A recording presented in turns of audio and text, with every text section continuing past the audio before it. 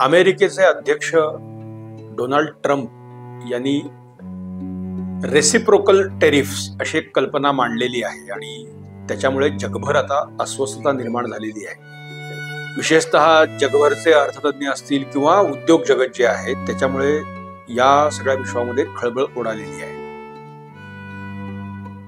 अमेरिकेच्या आर्थिक पुनरुज्जीवनासाठी ही गोष्ट जरी कितीही योग्य असली तरी नव्या ट्रेड वॉरची ही नांदी ठरणार का हे मात्र बघणं उत्सुकतेचं राहील।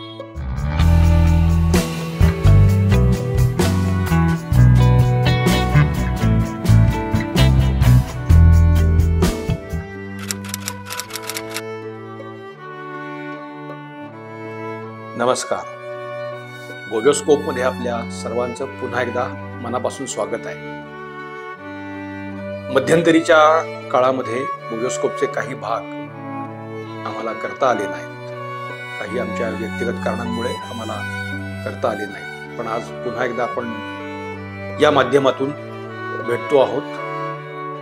तुमचा पाठिंबा स्नेह यापुढेही कायम राहो अशी विनंती आणि आपण आजच्या विषयाकडे वळूया। अमेरिकेचे अध्यक्ष डोनाल्ड ट्रम्प यांनी खरं तर सत्तेवर येण्यापूर्वीच त्यांचे इरादे स्पष्ट केलेले होते आणि आता डे बाय डे त्या सगळ्या गोष्टी आपल्या समोर येत आहेत। काही कडू काही गोड असं त्याचं स्वरूप आहे। त्यातला ताजा विषय आपण हा रेसिप्रोकल टेरिफ हा त्यांनी परवा संकल्पना मांडलेली आहे। संकल्पना म्हणण्यापेक्षा त्या दिशेला जाणार आहेत हे स्पष्ट आहे। त्याची सुरुवात त्यांनी खरं तर कॅनडा आणि मेक्सिकोवरती ज्या पद्धतीनं कर लादलेले आहेत, म्हणजे त्या सगळ्या व्यापारामध्ये त्यांनी जे टॅरिफ्स वाढवून ठेवलेले आहेत तिथून खरं तर ती नांदी झालेलीच होती। आणि अर्थात चीन हा त्यांचा मोठा कॉम्पिटिटर असल्यामुळे आणि ट्रम्प यांच्या मागच्या काळात सुद्धा ट्रम्प यांनी चीनवरती मोठ्या प्रमाणात टेरिफ्स लागू केलेली होती। त्यामुळे आता त्यांचं धोरण हे असं राहील हे सर्वसाधारणपणे अनुसूचित होतं। कॅनडा आणि मेक्सिकोवरच्या टेरिफ्स बाबत मात्र सर्वांना धक्का बसलेला होता आणि आता तो सगळ्या धक्क्यात आपण सावरतोय तोपर्यंत त्यांनी रेसिप्रोकल टेरिफ ही एक संकल्पना मांडलेली आहे। थोडक्यात ही सर्व जगासाठीच अमेरिकेची पॉलिसी असणार आहे हे त्यांनी सांगितलेलं आहे। म्हणजे जगभरातून अमेरिकेत मोठ्या प्रमाणावरती निर्यात होते, म्हणजे अमेरिकेत असं काही फार मोठं उत्पादनं बनतात आणि त्यातून अमेरिकी जनतेची काही गरज पूर्ण होते असं नाही, तर जगभरातून त्या वस्तू अमेरिका घेत असते आणि अर्थात अमेरिकेकडूनही जग अनेक गोष्टी घेत असतात म्हणजे डॉलरसह। त्यामुळे तो जो काही आयात निर्यातीचा सगळा एकूण व्यापार जो आहे, व्यवसाय जो आहे, तर त्याच्यात अर्थात अमेरिकेत जाणाऱ्या मालावरती कर कमी असावे अशी सगळ्याच देशांची अगदी आपल्यासह होती मागणी आहे, होती, पूर्वीही तसं असायचंच। त्यामुळे आपण सुद्धा काही महत्वाच्या अशा क्षेत्रामध्ये अमेरिकेतून जे येणारं सामान असेल तर त्याच्यावरती आपल्याकडे कर कमी असायचे, म्हणजे ते इथे लोकांना कन्झम्पशनसाठी परवडलं पाहिजे। पण आता अमेरिकेतली परिस्थिती ही खूप वेगळ्या स्वरूपाची आहे। त्याला 2-3 वेगळी कारणं आहेत। एक म्हणजे जगभर आजही जो व्यापार होतो तो डॉलर्समध्येच होतो। 2 देशांमध्ये असेल, 2 कंपन्यांमध्ये असेल तर तो व्यापार हा डॉलर्समध्ये होतो। पण त्याच्यामुळे आता डॉलर्सवरती खरं तर म्हणजे डॉलरवरती एकतर मोठ्या प्रमाणावरती प्रेशर सुद्धा आहे।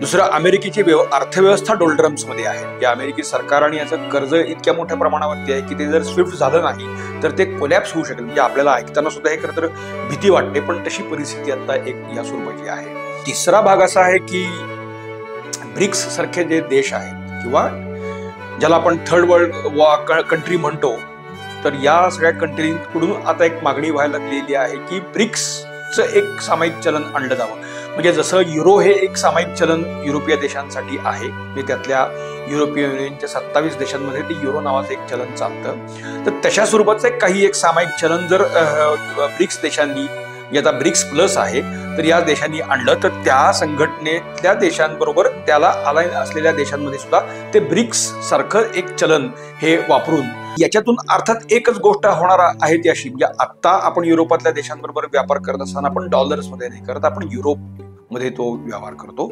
तसे मग ते डॉलर्सच्या ऐवजी आपण ते ब्रिक्स हे सामायिक जे चलन आणेल ते आपण वापरू, याचा अर्थ आपण डॉलर नाकारणं असा थेट त्याचा अर्थ होतो।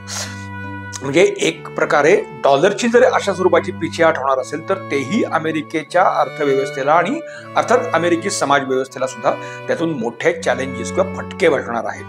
तर भविष्यातलं हे संकट टाळायचं असेल तर डॉलरवरचं प्रेशर कसं कमी करायचं हा एक आता अमेरिकेतल्या अर्थतज्ञांपुढचा एक मोठा सगळ्यात प्रेशर आहे.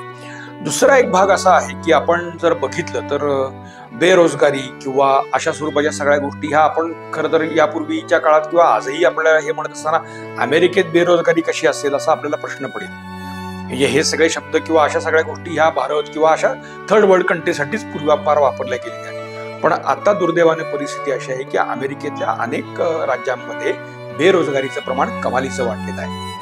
म्हणजे हाफ स्किल्ड आणि अनस्किल्ड लेबर्सचं प्रमाणही तिथं मोठ्या प्रमाणावरती आहे.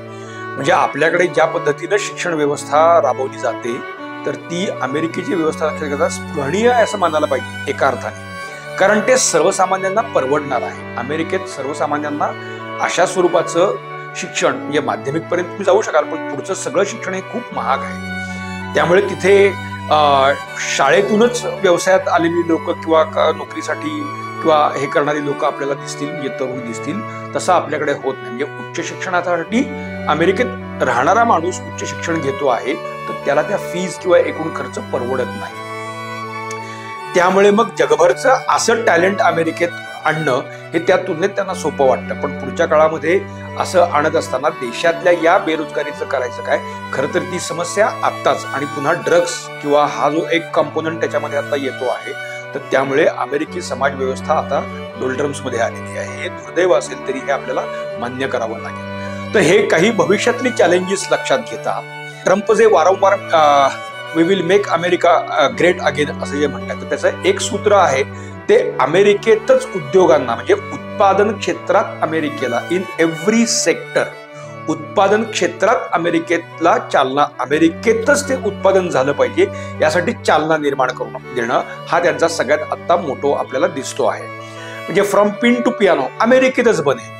मग आता तसं बनत नाहीये का, ते बनतं पण त्याचं प्रमाण खूप कमी प्रमाणात आहे.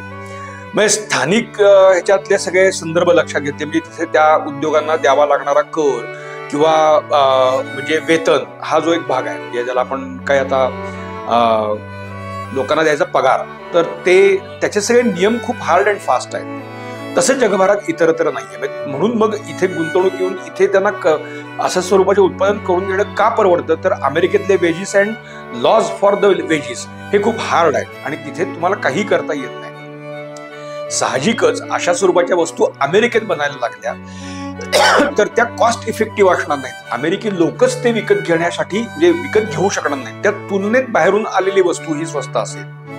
मग जर बाहेरून येणारी वस्तू स्वस्त असेल उदाहरणार्थ आपण एखादी खुर्ची म्हणा किंवा एखादं टेबल म्हणा किंवा काही अशा गोष्टी आपण समजा म्हटल्या म्हणजे अमेरिकेत जी खुर्ची अमेरिकेतच बनवली गेली तर तिला 100 रुपये जर खर्च येत असेल आणि तीच खुर्ची बाहेरून आयात केल्यानंतर मला 80 रुपयात मिळणार असेल तर मग मी 100 रुपयाची खुर्ची का घेईन. स्केल म्हणून मी तुम्हाला हे फक्त सांगतो आहे. तर या वस्तूंवरती जर अशा स्वरूपाच्या ज्या गोष्टी आहेत की जे बाहेरून आणायची गरज नाही ते इथेच बनवता येईल पण ते बनवत असताना अमेरिकेतच त्याचं कन्झम्पशन व्हायचं असेल तर ते कॉम्पिटिटिव्ह रेटला येण्यासाठी सुद्धा अशा स्वरूपाचे आणि अर्थात हे आपण पूर्वी केलेलं नाही असं नाही. आजही आपण चीनकडून येणारा माल असेल किंवा अन्य देशांकडून सुद्धा असेल तर आपण सुद्धा म्हणजे देशांतर्गत आपल्या उत्पादकांना त्याचा फटका बसू नये यासाठी म्हणून सुद्धा आपणही अशा स्वरूपाचे टेरिफ्स आयात शुल्क किंवा हे आपण लावलेलंच असतं. त्यामुळे अमेरिका किंवा ट्रम्प आता काहीतरी वेगळं करू पाहतात किंवा करतात असं काहीच अजिबात त्याच्यात नाहीये. पण आज परिस्थिती अशी आहे की जगभरच्या एकूण अर्थविश्वाला उद्योग विश्वाला एक सवय लागलेली आहे की आपण इथं काही केलं तरी मिनिमल खर्चामध्ये ते अमेरिकेत पाठवलं जातं आणि तिथं ते विकलंही जातं. जेव्हा हे रेसिप्रोकल टेरिफ सुरू होतील म्हणजे भारत समजा एखाद्या वस्तूवरती जर 10 रुपये समजा टेरिफ लावणार असेल तर अमेरिका सुद्धा तिकडे त्याच स्वरूपाचा कर लावणार हे अगदी उघड आहे. म्हणजे ते अगदी त्याच सेक्टरमध्ये असेल असं नाही दुसऱ्या सेक्टरमध्ये कदाचित तो रेसिप्रोकल इफेक्ट असू शकतो. पण मग आज मितीस जगभरात या सगळ्या अमेरिकेच्या धोरणामध्ये जगभरात अशा स्वरूपाचे उद्योग फोफावलेले आहेत आणि तिथं अर्थव्यवस्था या अनेकदा त्याच्यावरती अवलंबून आहेत. भारताची अर्थव्यवस्था ही काही पूर्णपणे चीनसारखी निर्याताभिमुख किंवा निर्यातीवरच अवलंबून असलेली अर्थव्यवस्था नाही. डोमेस्टिक कन्झम्पशन म्हणजे देशांतर्गत म्हणजे मालाचा म्हणजे उठाव खप हे इथं मोठ्या प्रमाणावरती असल्यामुळे कदाचित आपण तरुणही जाऊ शकू या सगळ्या प्रक्रियेमध्ये, पण जगभर अशी परिस्थिती नाही. मग अमेरिका जर या स्वरूपाचे टेरिफ जर रेसिप्रोकल लावणार असेल तर अर्थात युरोपातल्या जर्मनी सारखा देश असेल तर त्या अशा देशांपुढे म्हणजे जे आज खरं तर युरोपातल्या अनेक देशांची अर्थव्यवस्था आज जवळपास भुईसपाट आहे. म्हणजे तुम्ही पोर्तुगाल घ्या, स्पेन घ्या, इटली सारखा देश असेल, ग्रीस तर पूर्ण झोपलेला असेल, यू नेम इट. म्हणजे अगदी फ्रान्स, जर्मनी वगैरे असे थोडेच देश आहेत किंवा नेदरलँड सारखा देश आहे, असे थोडेच देश आहेत की ते economically they can sustain that way. तर त्यांच्यापुढे हे मोठ्या प्रमाणावरती संकट खरं तर उभं राहणार आहे की तिथले जे उद्योजक आहेत किंवा उद्योग विश्व आहे तर त्यांच्यापुढे बरं त्यांनी जर्मनीत तयार केलेली वस्तू असेल किंवा एखादी जर्मन कंपनी जी भारतात उत्पादन करते आहे काय, तर त्या सगळ्या ह्याच्यावरती त्यांना कर हे भरावेच लागणार आहेत. म्हणजे मग त्यांना अमेरिकेचा जो बाजारपेठ आज मितीस उपलब्ध आहे तर तशा स्वरूपाची बाजारपेठ अमेरिकेची आपल्याला उपलब्ध राहणार की नाही हा खरं तर या सगळ्यातला लोकांना पडलेला प्रश्न आहे. अशा स्वरूपाचं धोरण अर्थात मग एक ज्याला आपण ट्रेड वॉर ज्याला म्हणूया तर त्या दिशेला जाणारं हे पाऊल म्हणून आता या भूमिकेकडे बघितलं जात आहे. आणि विशेषतः समजा रेसिप्रोकल जरी ठेवायचं असेल तरी अमेरिकेचे टेरिफ्स कमी असावीत अशा स्वरूपाची मागणी अर्थात बाहेरचं उद्योग जगत करत आहे. अमेरिकेत आजही काही म्हणजे जाणाऱ्या आत्ता आपण बोलतो तेव्हा जगभरातल्या अनेक देशातून अद्याप काही ती टेरिफ्स लागलेली नाही, पण पुढच्या काळात ती टेरिफ्स लागायला लागतील. त्यामुळे त्या जे काही वस्तूंवरती टेरिफ येईल तर त्या वस्तू पुढच्या काळात अमेरिकेत अर्थात महागच होत जाणार आहे. म्हणजे अमेरिकेत त्या वस्तू म्हणजे समजा उदाहरणार्थ आपण एखादं काही खाद्यपदार्थ म्हणा किंवा म्हणजे जो बाहेरून जाणारा असेल आणि त्याची किंमत आज $1 असेल तर ती उद्या $5 मिळणार असेल आणि मग ते तिथे अमेरिकेत बनवल्यानंतर ते $4 जाणार असेल. तर असं to make the American entrepreneurship a competitive atmosphere त्याच्यासाठी म्हणून बेसिकली अमेरिकी धोरण करते आणि ट्रम्प या भूमिकेकडे बघतायत. पण त्यांची ही भूमिका ही पुढच्या काळामध्ये ट्रेड वॉरमध्ये कन्वर्ट होणार का हे मात्र आपल्याला बघावं लागेल.